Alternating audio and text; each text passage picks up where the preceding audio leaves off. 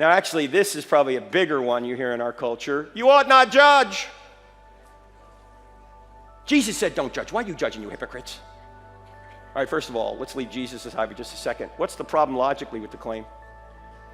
Somebody says you ought not judge, you're going to say, isn't that a judgment?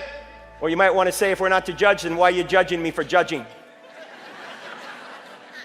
But wait a minute, didn't Jesus say don't judge? Nope, never said it. Sure he did, Frank. He said it in Matthew chapter 7, verse 1, the Sermon on the Mount. This is his most well-known sermon. All right, I know it's going to sound odd for just a minute, but stick with me. There are no verses in the Bible. There are no verses in the Bible. I mean, when Matthew was writing his biography, which we now call a gospel, do you think he said, here's chapter 7, verse 1? No, when were the chapter and verse divisions put in? About 500 years ago to help us navigate the text, which is important, right? It'd be really hard to find your way around this big series of books, or this big series of books we put under one binding, if you didn't have numbers. I mean, imagine if you didn't have numbers in your Bible and Pastor Jack didn't have numbers in his, and one Sunday morning he just got up with this big book and he opened it and he looked at you and he went, let's go about 2/3 of the way in, let's see if we can find the same spot, right? Like, you couldn't do that, right? You need numbers to try and find your way around. The problem is we tend to think if it's got a number in front of it, we can take it out and make it say whatever we want. We can't. We need to read around the passage to see what's going on. Did Jesus just say, judge not, and he stopped right there?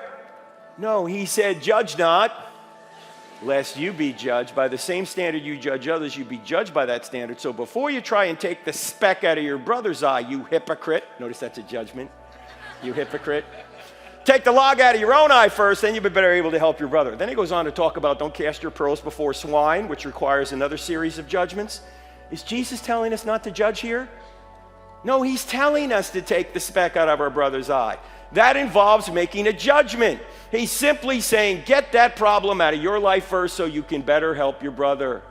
So this is not a command not to judge. It's actually a command on how to judge.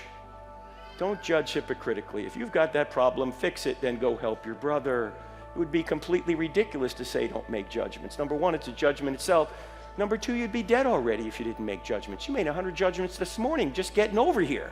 And now you're going, this was a bad judgment. This guy's crazy. Where's Pastor Jack? Everybody atheists make judgments. They judge there's no God. They judge Jesus didn't rise from the dead. They judge the Bible's not telling you the truth. They judge there's no objective meaning or purpose to life. When you die, you're just going to become worm food. It's over. Your life's meaningless. It's hopeless. Have a nice day. These are all judgments. The question isn't whether or not you can make judgments. The question is, are your judgments true?